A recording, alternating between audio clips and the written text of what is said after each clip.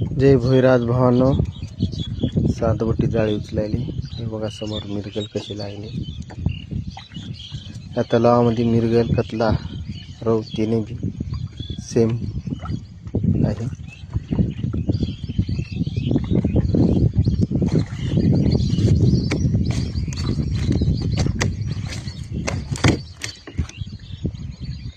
हे बघा समोर एक मिरगल आहे.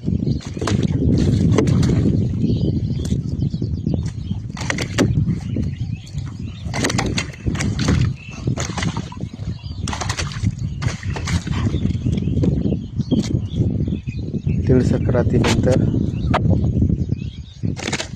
मासेमारी चालू.